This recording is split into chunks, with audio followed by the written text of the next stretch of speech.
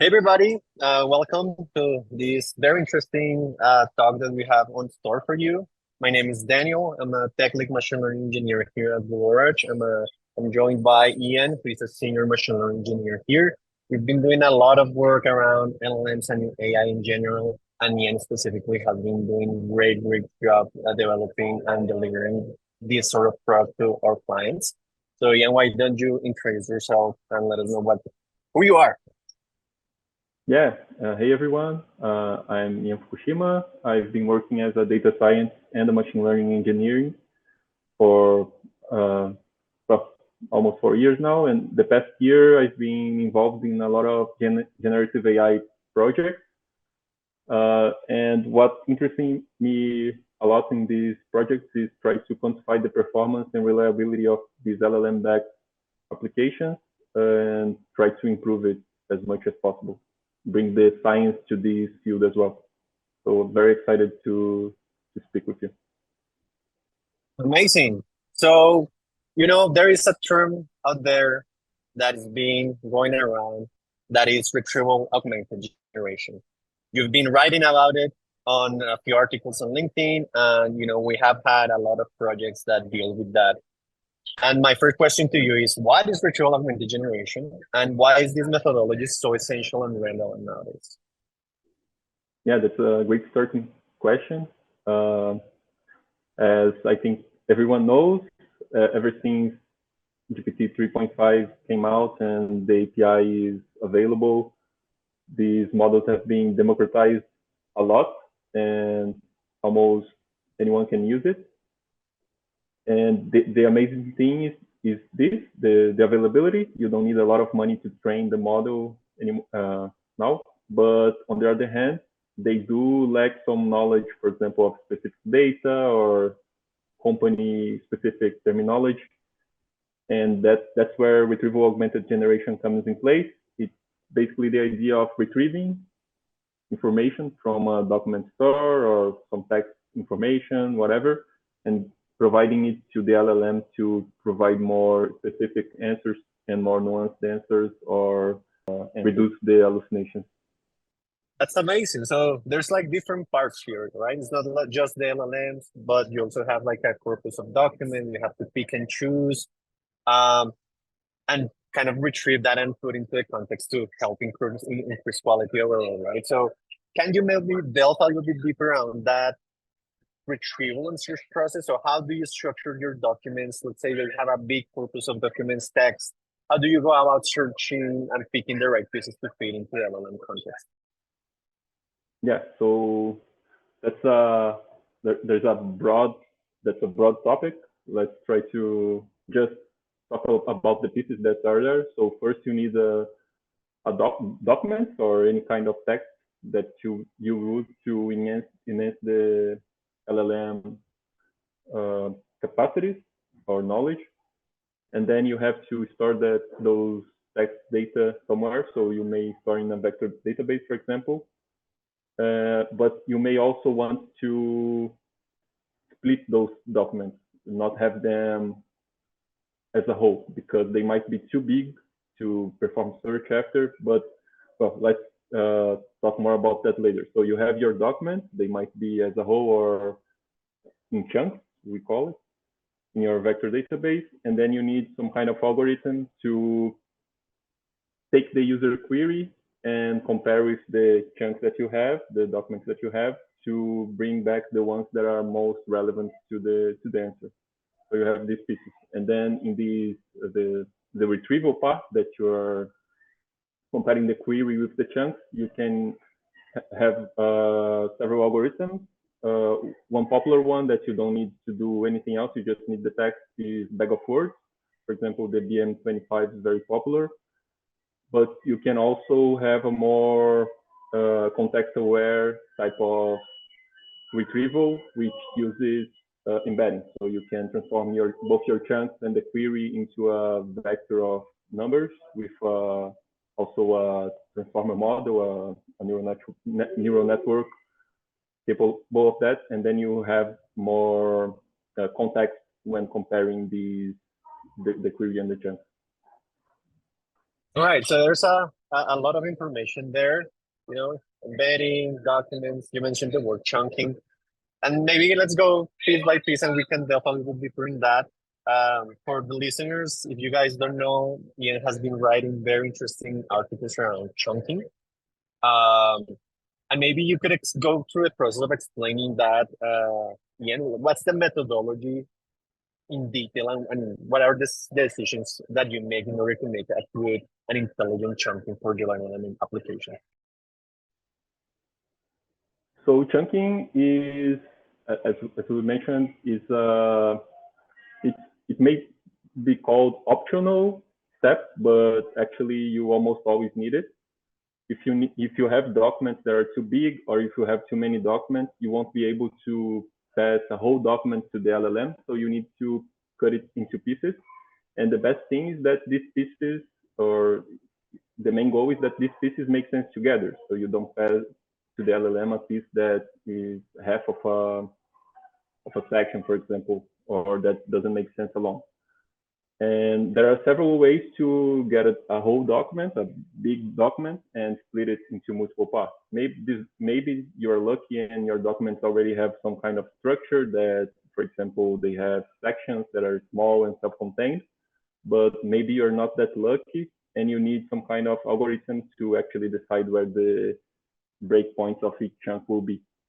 And starting with the most simple ways to do it, which I think are the ones that are implemented in most of the frameworks that make LLM out of the box work, are, for example, you want n sentence in each chunk. So each chunk will have approximately 5 sentences, for example. And then you may add some overlap between the chunks or something like that.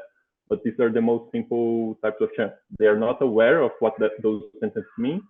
They are just trying to make chunks that are almost the same length, or at the same length for some metric.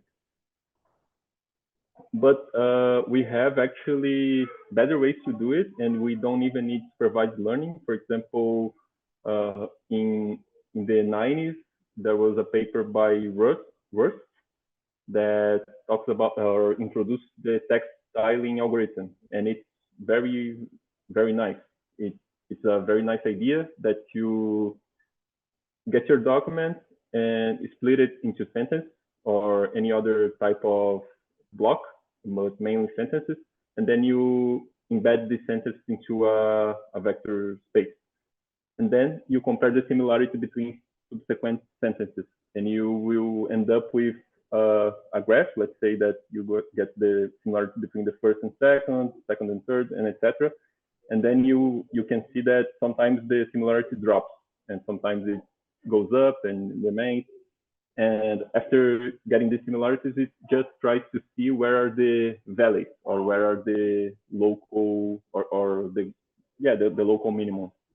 And that's where the chunks are defined. And that's very interesting. You don't need labeled documents or anything like that. You can use it in any kind of document. But if you do have a labeled data set and you already have some documents that are chunks, then you know that to be the truth, you can go to supervised learning, and then you can either use traditional machine learning and create some features, or you can use some transformers.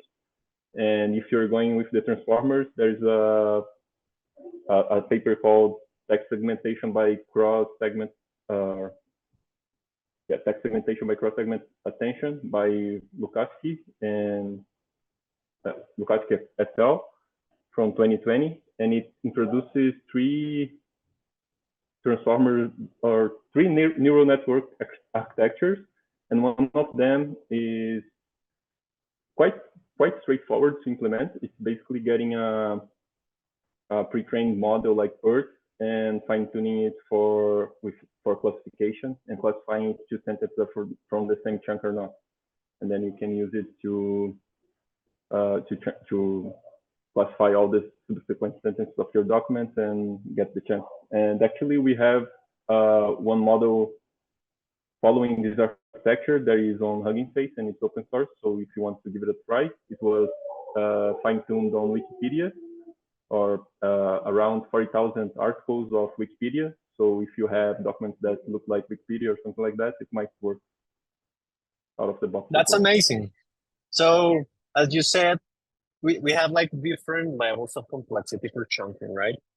To be able to extract the meaningful pieces and be able to use that inside an LLM. Now, maybe business people are questioning, why does this actually matter, right? Why do I want to have intelligent chunking in my LLM application? And maybe, and as you've worked a lot with clients and creating applications for our particular clients, why would you say are the most key important factors that impact a business that is investing in this type of technologies? And why should we be care now about having intelligent chunking in the system?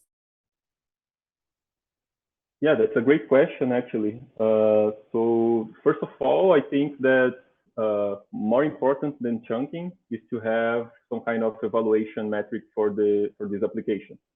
And if you have an evaluation metric, you can have a sense or a more certainty, or at least more trust, that the application will do what you intended to do. And then chunking comes with two benefits.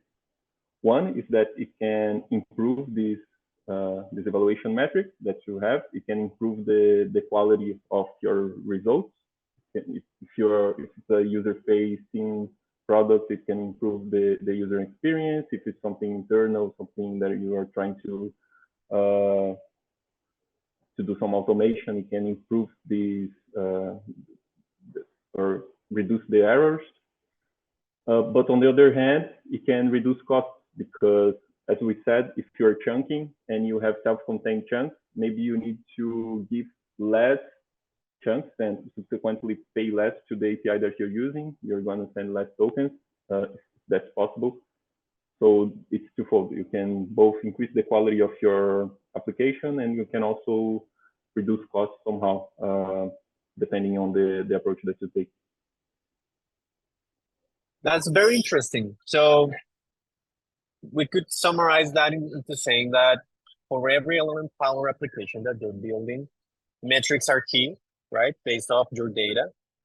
And then this piece of chunking is going to help you reduce the actual information that goes through LLM. And in closed source LLMs, OpenAI, Anthropic, and the sort, they charge you by talking, right? Like very small pieces of work, right? So the less amount of work that you go through, that you send through the API, then the less cost, right? So yeah, exactly. that's really really a great interesting. summary.